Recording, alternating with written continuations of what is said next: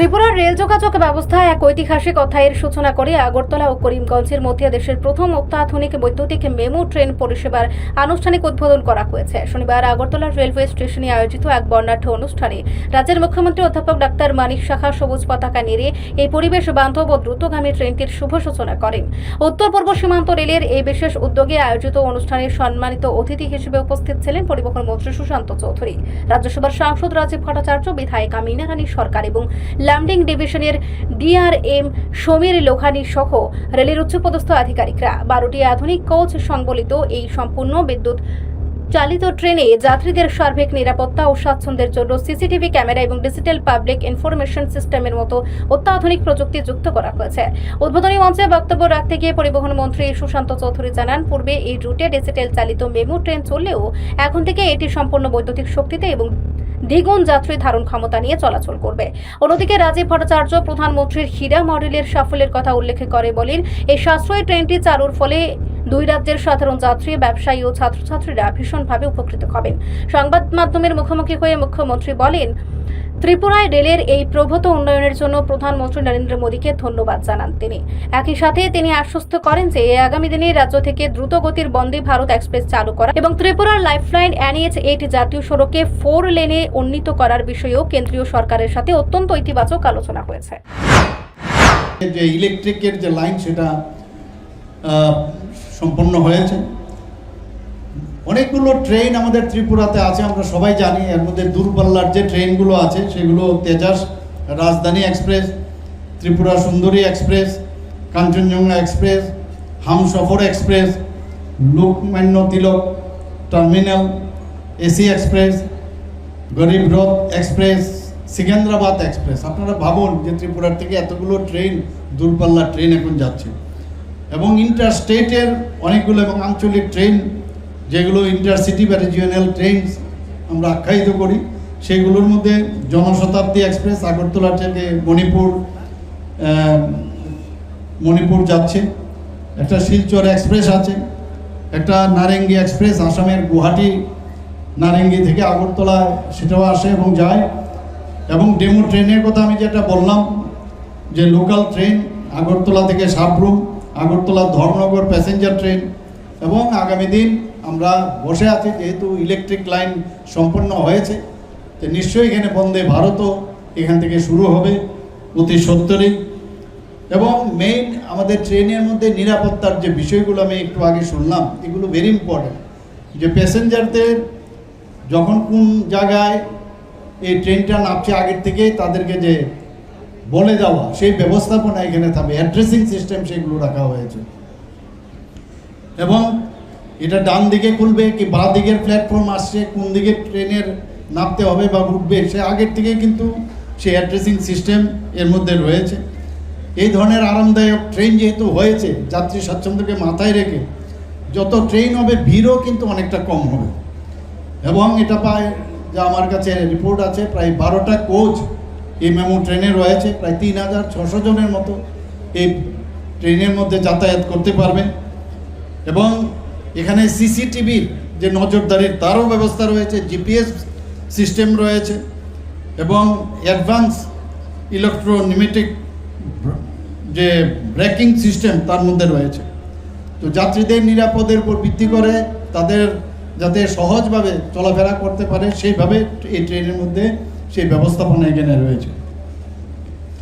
এবং যারা এখানে চালকরা রয়েছেন তাদের জন্য কিন্তু এসি ব্যবস্থা রয়েছে, যাতে ওরা আরাম করে তারা এই ট্রেনকে সামনের দিকে নিয়ে যেতে পারে, সেই ব্যবস্থা এখানে রয়েছে। আমাদের যে ডিজেল ইলেকট্রিক যে মাল্টিপল ইউনিট ডেমো ট্রেন, এগুলোও কিন্তু আমাদের এখানে রয়েছে। এর আগেও এই বিষয়ে আমি আলোচনা রেখেছি। আমাদের ডাবল রেল লাইন করার জন্য, সেটাও আমি কেন্দ্রীয় ইউনিয়ন মিনিস্টার উনাকেও আমি বলেছি। এবং তার জন্য যাতে সিঙ্গেল লাইন হয়ে ডাবল লাইন করা যায়, তার জন্য অলরেডি কিন্তু সার্ভে হয়ে গেছে। আমরা যখন যেটা বলছি আস্তে আস্তে করে কিন্তু দেখতে দেখতে সেগুলো হয়ে যাচ্ছে। এবং ডাবল লাইন যখন হবে তখন কিন্তু আরও বেশি করে ট্রেন এখানে আসবে। প্রায় 200 চন্দ্রনাথপুর থেকে সাবরুম পর্যন্ত যে কিলোমিটার, প্রায় 263 কিলোমিটার, তো সেই সিঙ্গেল লাইন ট্র্যাক থেকে সেটা ডাবল লাইন যে রূপান্তর করার জন্য আমরা আমাদের দপ্তর থেকেও বলা হয়েছে, আমি নিজেও সেখানে বলে এসেছি। ফাইনাল লোকেশন সার্ভে হয়েছে, ডিপিআরও রিপোর্টও তৈরি হয়ে গেছে এবং অনেকটা সামনের দিকে এগিয়ে যাচ্ছে। আগামী দিন সেটাও হবে আমি আশা করি। আজকের আমার মনে হয় যে এই ধরনের যে উদ্যোগ, একের পর এক নতুন নতুন ট্রেন এখানে আসছে। আমি তো বেশিরভাগ ট্রেনে চলতে গেলে কিন্তু অনেক আরামসে কিন্তু যাওয়া যায়, আরামদায়ক, মানে রাস্তার থেকেও আপনি যদি রোডে যান তার থেকেও কিন্তু আরামদায়ক আমাদের ট্রেনে। আমি প্রায়শই ট্রেনে এখান থেকে যাই এবং এই ধরনের ট্রেন একের পর এক যখন আসছে আমাদের নিশ্চয়ই অনেক সুবিধা হবে।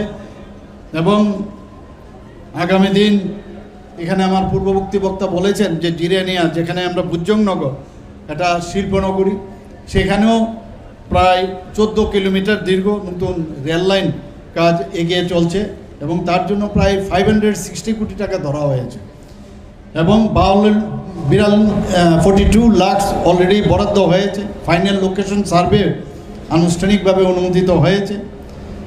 আমরা জম্মু, পুরী, গয়া তার জন্য নতুন এক্সপ্রেসের জন্য আমরা দাবি করেছিলাম, কারণ মানুষের সেটা চাহিদা। তার জন্য আমরা কেন্দ্রীয় সরকারের কাছে, কেন্দ্রীয় মন্ত্রীর কাছে সেটাও বলেছি। অমৃত ভারত স্টেশন প্রকল্প আপনারা সবাই জানেন, মাননীয় প্রধানমন্ত্রীজি সারা ভারতবর্ষে অমৃত ভারত হোম স্টেশন এর জন্য অনেক টাকা দিয়েছেন। ত্রিপুরাতে প্রথম পর্যায়ে যে ধর্মনগর, কুমারঘাট এবং উদয়পুরে প্রায় সব কটাতেই প্রায় 32.60 কোটি টাকা দেওয়া হয়েছে। কুমারঘাটে, এটা ধর্মনগরে 30.28 কোটি টাকা দেওয়া হয়েছে, কুমারঘাটে 33.82 টাকা দেওয়া হয়েছে উদয়পুরে, এবং মোট 96 কোটি টাকার উপরে অর্থাৎ 96.60 কোটি টাকা ব্যয় করা হচ্ছে। আর দ্বিতীয় পর্যায়ে আগরতলার এই রেলওয়ে স্টেশনকে, এটাকে যাতে আরও আধুনিকরণ করা যায়, সেখানেও প্রায় 48 কোটি টাকা পরিকল্পনা অলরেডি অন্তর্ভুক্ত করা হয়েছে, কাজও শুরু হয়েছে। আমি এখানে যারা রেল মন্ত্রকের যারা বিশিষ্টজনেরা আছেন, উত্তর পূর্ব সীমান্তের নর্থ ইস্ট ফ্রন্টিয়ার রেলওয়ের যারা এখানে উপস্থিত রয়েছেন, অফিসার থেকে আরম্ভ করে সকলকে আমার কৃতজ্ঞতা রইল।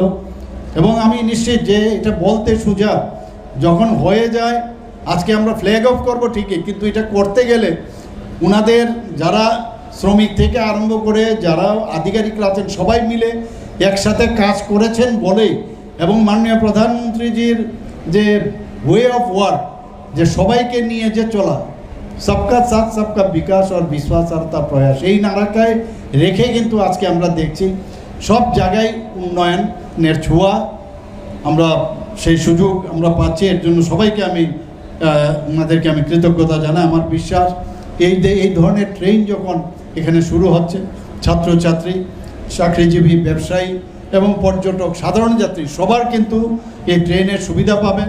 এবং এই ধরনের নতুন ট্রেন আমাদের নতুন ত্রিপুরা, আমরা বলছি নিউ ত্রিপুরা, নিউ ইন্ডিয়া, সেটাতে কিন্তু একটা নতুনভাবে একটা পালক সেখানে বুঝলো। সবাইকে আমি আবার হার্দিক অভিনন্দন, শুভেচ্ছা জানিয়ে আমি আমার কথা শেষ করলাম এবং সবাইকে নমস্কার। রিপোর্ট সংবাদ প্রতীক্ষা।